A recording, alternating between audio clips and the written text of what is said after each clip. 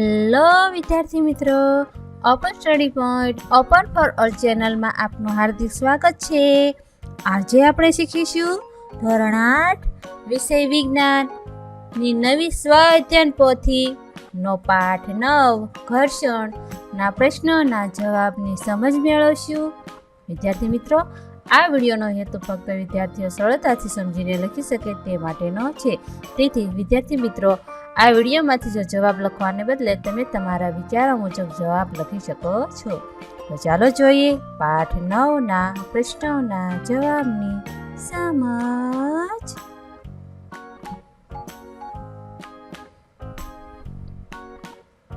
આપેલ પ્રશ્નો માટે યોગ્ય વિકલ્પ પસંદ કરી વિકલ્પની સામે ખરાની નિશાની કરો.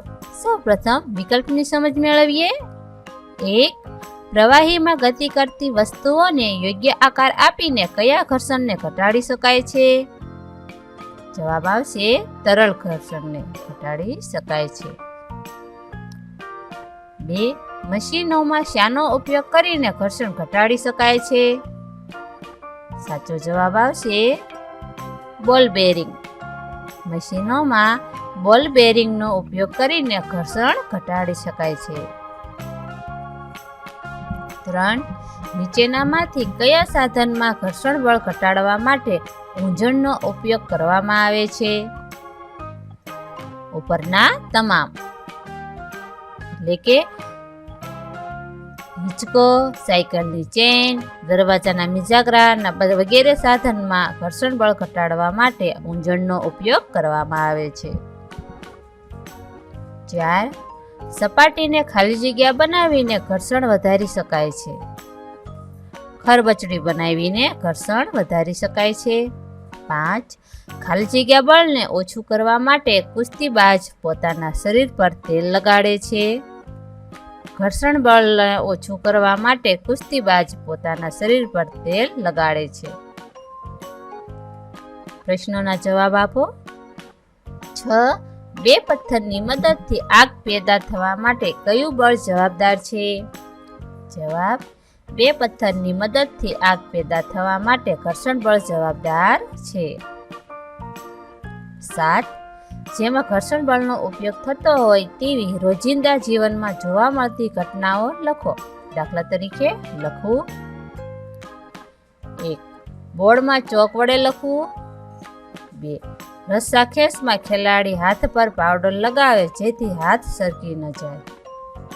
3. કેરમમાં કેરમની કુકરીનું ખસવું.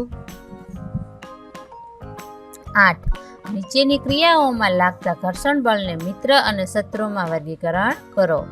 અહીં કેટલીક ક્રિયાઓના નામ આપેલા છે, જેવા કે ચાલવું, લખવું, કપડાનું ઘસાઈને ફાટી જવું, ચંપલ ઘસાઈ જવા, લપસણી પરથી લપસવું, કેળાની છાલ પર પગ પડવાથી લપસવું, સાયકલ ચલાવવી, ટાયરનું ઘસાવવું, હિંચકો ઝૂલતા અવાજ આવવો, કારને બ્રેક મારતા અટકી જવું.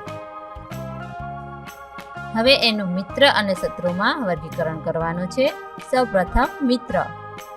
ચાલવું, લખવું, લપસણી પરથી લપસવું, સાયકલ ચલાવવી, કારને બ્રેક મારતા અટકી જવી. હવે શત્રુ. કપડાં ઘસાઈને ફાટી જવા, ચંપલ ઘસાઈ જવા, કેળાની છાલ પર પગ પડવાથી લપસવું, ટાયરનું ઘસાવવું. 9. નીચેની ક્રિયાઓને સરળ અને મુશ્કેલ ક્રિયાઓમાં વર્ગીકરણ કરો. અહીં કેટલીક ક્રિયાઓના નામ આપેલા છે. બહારની સપાટી તેલવાળી હોય તેવો કાચનો ગ્લાસ પકડવો, બહારની સપાટી પર કાગળ વીંટાળેલ હોય તેવો કાચનો ગ્લાસ પકડવો, ફૂલડી પકડવી, કાદવવાળા રસ્તા પર ચાલવું, ભીના ભોંય તળિયા પર ચાલવું, જમીન પર ચાલવું. આ ક્રિયાઓને સરળ અને મુશ્કેલ ક્રિયાઓમાં વર્ગીકરણ કરવાનું છે. સરળ ક્રિયાઓ: બહારની સપાટી પર કાગળ વીંટળાયેલ હોય તેવો કાચનો ગ્લાસ પકડવો. મુશ્કેલ ક્રિયા: બહારની સપાટી તેલવાળી હોય તેવો કાચનો ગ્લાસ પકડવો, ફૂલડી પકડવી, કાદવવાળા રસ્તા પર ચાલવું, જમીન પર ચાલવું, ભીના ભોંય તળિયા પર ચાલવું. ઉપરોક્ત ક્રિયાઓ શા માટે સરળ કે મુશ્કેલ છે તેનું કારણ જણાવો. કારણ કે સરળ ક્રિયામાં ઘર્ષણ બળ વધુ લાગતું હોવાથી તે ક્રિયા કરવામાં સરળતા રહે છે. મુશ્કેલ ક્રિયામાં ઘર્ષણ બળ ઓછું લાગતું હોવાથી તે ક્રિયા કરવામાં મુશ્કેલી પડે છે. પારિભાષિક શબ્દના ઉદાહરણ લખો. 10. લોટણ ઘર્ષણ. જવાબ: જ્યારે એક વસ્તુ કોઈ બીજી વસ્તુની સપાટી પર ગબડે છે ત્યારે તેની ગતિને અવરોધતા બળને લોટણ ઘર્ષણ કહે છે. 11. તરળ ઘર્ષણ. તરલમાં પસાર થઈને ગતિ કરતી વસ્તુઓ પર લાગતું ઘર્ષણ બળ એટલે તરણ ઘર્ષણ. 12. સ્થિત ઘર્ષણ. કોઈ સપાટી સાથે ભૌતિક સંપર્કમાં રહેલ પદાર્થને સ્થિર સ્થિતિમાંથી ગતિમાં લાવવા માટેના જરૂરી બળને સ્થિતિ ઘર્ષણ બળ કહે છે. 13. સરકતું ઘર્ષણ. જ્યારે એક વસ્તુ બીજી વસ્તુ પર સરકતી હોય ત્યારે સરકતું ઘર્ષણ લાગે છે. 14. ઘર્ષણ બળની મુખ્ય લાક્ષણિકતાઓ કઈ કઈ છે? 1. વસ્તુનું સ્થાન બદલી શકાય છે. વસ્તુને ગતિમાં લાવી શકાય છે. ગતિમાન વસ્તુને સ્થિર કરી શકાય છે. માગ્યા મુજબ પ્રશ્નોના જવાબ આપો. 15. ઘર્ષણ એકાએક અદૃશ્ય થઈ જાય તો તેની આપણા જીવન પર શું અસર થાય? જવાબ: આપણે જમીન પર ચાલી શકીએ નહીં, સાયકલ ચલાવી ન શકીએ, લખી ન શકીએ અને દરેક મશીન કાર્ય કરતા બંધ થઈ જાય. આમ ઘર્ષણ બળ વિના કશું શક્ય નથી. 16. તમારા ઘરમાં દરવાજો બંધ કરતા કે ખોલતા અવાજ આવે છે તો તમે શું કરશો? શા માટે? જવાબ: દરવાજામાં ઓઇલ લગાડવું, જેથી ઘર્ષણ બળ ઓછું લાગશે. દરવાજામાં અવાજ આવતો અટકી જાય છે. 17. તમે તમારા મિત્રો સાથે કેરમ રમો છો ત્યારે કેરમ બોર્ડ પર પાવડર શા માટે છાંટો છો? જવાબ: કેરમ બોર્ડમાં પાવડર લગાવવાથી ઘર્ષણ બળમાં ઘટાડો થાય છે, તેથી કૂકરી સરળતાથી સરકી શકે છે. 18. બૂટ ચંપલની ખરીદી કરવા જાઓ ત્યારે કેવા પ્રકારના સોલવાળા બૂટ ચંપલની ખરીદી કરવી જોઈએ? શા માટે? જવાબ: બૂટ ચંપલની ખરીદી કરવા જઈએ ત્યારે વધારે ખરબચડી સપાટીના સોલવાળા બૂટની ખરીદી કરશું, કારણ કે ખરબચડી સપાટી પર ઘર્ષણ બળ વધુ લાગે છે. 19.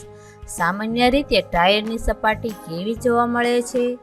કેવી સપાટીવાળા ટાયરની ખરીદી કરવી જોઈએ? શા માટે? અહીં ટાયરના ચિત્રો આપેલા છે. પેલું છે તે ટાયરની સપાટી ખરબચડી છે, જ્યારે બીજાની એકદમ લીસી છે. ખરબચડી સપાટીવાળા ટાયરની ખરીદી કરવી જોઈએ, કારણ કે ખરબચડી સપાટી પર ઘર્ષણ બળ વધુ લાગે છે, જેથી વાહનને બ્રેક સરળતાથી લગાવી શકાય. 20. તમે મુસાફરી માટે ચિત્રમાં દર્શાવેલ પૈકી કયા પ્રકારની સુટકેસ વાપરશો? શા માટે? જવાબ: અહીં ચિત્રો આપેલા છે 2. મુસાફરી માટે ટાયરવાળા સુટકેસની પસંદગી વધારે યોગ્ય છે, કારણ કે તે સહેલાઈથી એક જગ્યાએથી બીજી જગ્યા સુધી લઈ જઈ શકાય છે. તેમાં ઓછા બળની જરૂર પડે છે. 21. કઈ પરિસ્થિતિમાં ઓછા બળની જરૂર પડે છે? શા માટે? A. ફૂટબોલને સ્થિર સ્થિતિમાંથી ગતિમાં લાવવો છે. B. ગબડી રહેલ ફૂટબોલની ગતિ ચાલુ રાખવી છે. જવાબ: ગબડી રહેલા ફૂટબોલની ગતિ ચાલુ રાખવામાં, કારણ કે ગબડી રહેલા ફૂટબોલ પર ઘર્ષણ બળ ઓછું લાગે છે. 22. કબડ્ડી હરીફાઈમાં તમે ભાગ લીધો છે. આ દરમિયાન તમે તમારા હાથ પર સમયાંતરે માટી શા માટે ઘસો છો? જવાબ: કબડ્ડીની રમતમાં સમયાંતરે હાથ પર માટી લગાવવાથી સામેવાળા ખેલાડીને પકડવામાં સરળતા રહે છે અને તે છટકીને જઈ શકતો નથી. 23. પરમ કહે સરકતું ઘર્ષણ, સ્થિત ઘર્ષણ, લોટણ ઘર્ષણ. જીયાન: સ્થિત ઘર્ષણ, સરકતું ઘર્ષણ અને લોટણ ઘર્ષણ. મેસવા, લોટણ ઘર્ષણ, સ્થિત ઘર્ષણ, સરકતું ઘર્ષણ. પાર્શ્વ, લોટણ ઘર્ષણ, સરકતું ઘર્ષણ અને સ્થિત ઘર્ષણ. અહીં 4 મિત્રો સ્થિત ઘર્ષણ, લોટણ ઘર્ષણ અને સરકતા ઘર્ષણને લાગતા ઘર્ષણના સંદર્ભમાં ઉતરતા ક્રમમાં ગોઠવે છે. તો કોની ગોઠવણી સાચી છે? એનો જવાબ છે જિયાન. જિયાનની ગોઠવણી સાચી છે. 24 યોગ્ય જોડકા જોડો. વિભાગ અ ને વિભાગ બી સાથે જોડીશું અને બીના મૂળાક્ષરોનો જવાબના ખાનામાં લખીશું. શૂન્ય ઘર્ષણ, ડી શક્ય નથી. ધારા રેખીય આકાર, સી તરલ વડે લાગતું ઘર્ષણ ઘટાડે છે. બોલ બેરિંગ, બી લોટણ ઘર્ષણ. ઘર્ષણનું કારણ, એ સપાટીઓની અનિયમિતતાઓનું જોડાણ. 25 એક ઢાલવાળી સપાટીની ટોચ પરથી એક લખોટીને મુક્ત કરવામાં આવે છે. ઢાલના તળિયે આવેલ સમક્ષિતિજ સપાટી પર નીચેનામાંથી શું મૂકવામાં આવે તો સપાટી પર લખોટી સમક્ષિતિજ દિશામાં સૌથી ઓછું અંતર કાપશે? સાચો જવાબ છે રેતી. 26 દોરડા ખેંચની હરીફાઈમાં આકૃતિમાં દર્શાવ્યા પ્રમાણે કલ્પેક દોરડું પકડી ખેંચવાની શરૂઆત જ કરે છે તે તરત જ દોરડું હાથમાંથી સરકી જાય છે. તો દોરડું હાથમાંથી સરકે નહીં તે માટે તેને નીચેનામાંથી શું ઉપાયો કરવા જોઈએ? પહેલો ઉપાય, પોતાના હાથ પર સાબુનું પાણી લગાવવું, કે પોતાના હાથ પર તેલ લગાવવું, પોતાના હાથ પર માટી લગાવવી કે પોતાના હાથ પર અબરખનો બારીક પાવડર લગાવવો. તેનો સાચો ઉપાય છે પોતાના હાથ પર માટી લગાવવી. 27 જો બ્લેકબોર્ડ અને ચોક વચ્ચે ઘર્ષણ બળ ના હોય તો શું થાય? જવાબ, તો બ્લેકબોર્ડમાં લખી શકાય નહીં. 28 જો કોઈ ઘર્ષણ બળ પર લાગતું હોય, જો કોઈ ઘર્ષણ બળ ન લાગતું હોય અને કોઈ પદાર્થ ગતિની શરૂઆત કરે તો શું થાય? જવાબ, જો ઘર્ષણ બળ ના હોય અને પદાર્થ ગતિની શરૂઆત કરે તો પદાર્થ ક્યાંય અટકતો નથી અને તેની ગતિ શરૂ જ રહે છે. 29 શા માટે વિમાનનો આકાર પક્ષી કે માછલી જેવો રાખવામાં આવે છે? જવાબ, તરલ ગતિમાં ઘર્ષણ બળ ઘટાડવા માટે વિશિષ્ટ આકાર આપવામાં આવે છે. આ વિડીયો નિહાળવા બદલ આપનો ખૂબ ખૂબ આભાર અને ઓપન સ્ટડી પોઈન્ટ ચેનલ તરફથી વિડીયો નિહાળવા બદલ આપનો આભાર. આવા બીજા વિડીયોઝ નિહાળવા માટે અમારી YouTube channel open study point અત્યારે જ સબસ્ક્રાઇબ કરો.